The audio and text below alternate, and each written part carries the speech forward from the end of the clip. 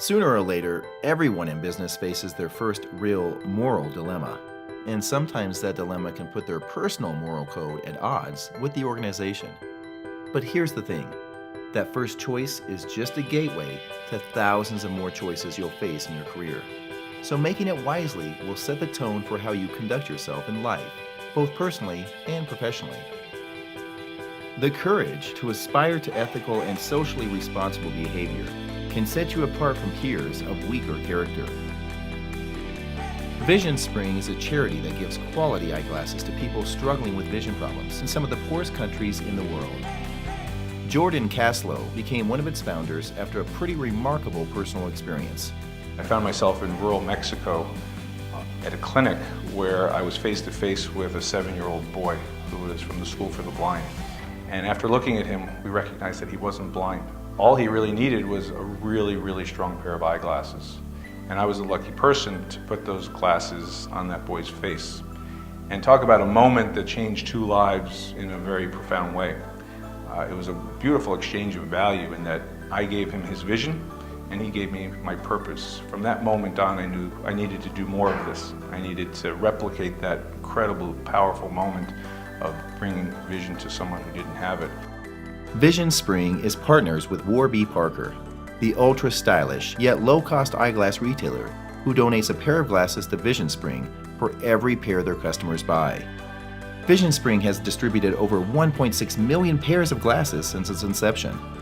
500,000 of those pairs came from Warby Parker and are now helping people whose livelihoods depend on them.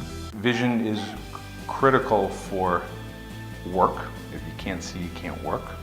Vision is critical to learn. If you can't see, you can't learn. And critical as well to human security. If you can't see, it's hard to be safe as you move about the world. Warby Parker is a relatively new player in the mid-fashion eyewear space.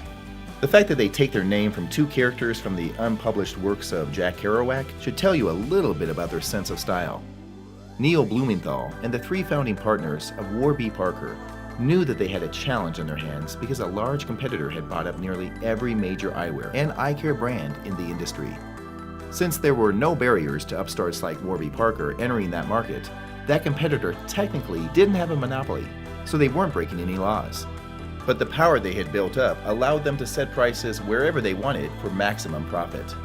As a result, Neil began to ask himself why this 800-year-old technology cost the consumer as much as the latest iPhone.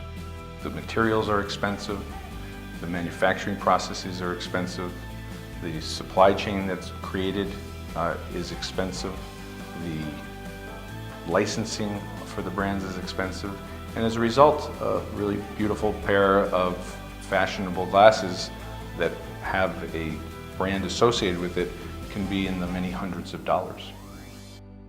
Now, some people might think Neil and his team should build a profitable, competitive company with the intent of selling out to that competitor once they were established for a huge profit.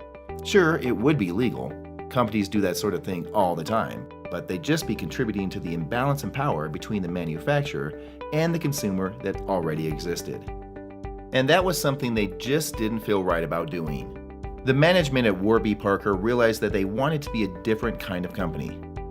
They set their ethical standard by honoring their most important stakeholder, their customers. They eliminated the cost of retail stores by doing business exclusively online. They designed their own frames, which saves up to a 15% premium on the cost of the glasses. And they cut out the middleman by manufacturing and selling the glasses themselves. Warby Parker was able to set a modest, fixed price of $95 for every pair of glasses they sold. The price is incredibly fair, but because they're able to be as efficient as they are in their supply chain, they're also able to bring it to market in a way that they can become a profitable company and scale their idea to provide affordable glasses to hopefully hundreds of millions of people, not only in the US, but all around the world. With great stylish eyewear at reasonable prices, the company took off and grew rapidly. In their expansion, Warby Parker was careful to attract like-minded employees and partners that favored an ethical approach to business. But they wanted to set an integrity-based ethical code that everyone would understand and that would set others' expectations in working with Warby Parker. This would discourage everyone involved from giving in to the temptations of shortcuts and compromises, choices that might reflect badly on Warby Parker's integrity. But social responsibility doesn't end with just doing business. An organization operates in a larger world, and there are more stakeholders than may first seem apparent.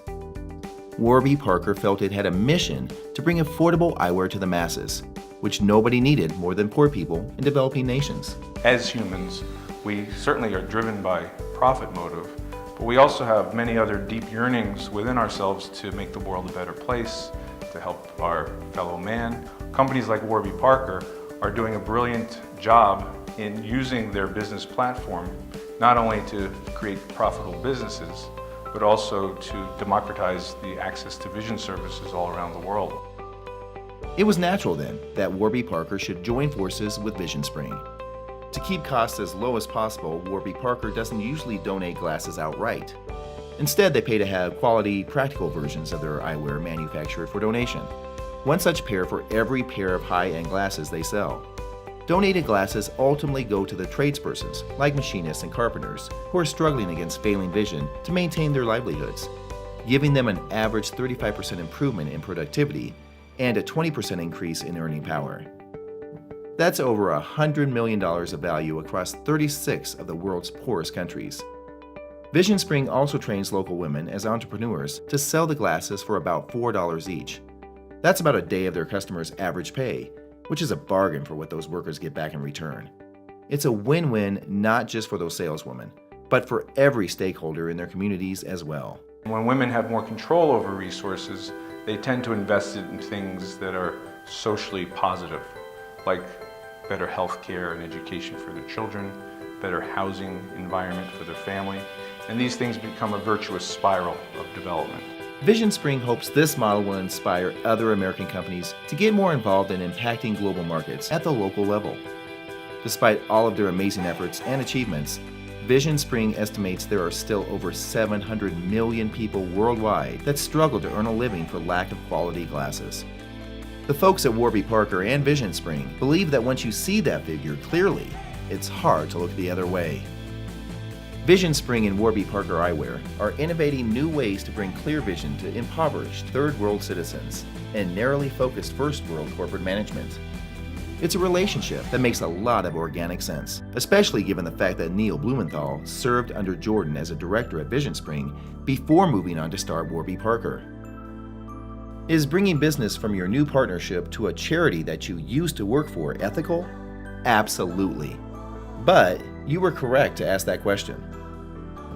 Ethical business behavior is making choices that do the most good for all of the stakeholders involved. The old days of a single bottom line company, I think, are essentially over, and those companies that are going to be successful and are going to be fast growing are ones that take into consideration what we call the triple bottom line. It's good for their bottom line, it's good for the human capital and the people who they're trying to make the world a better place with, and it's also good for the environment in which they find themselves working.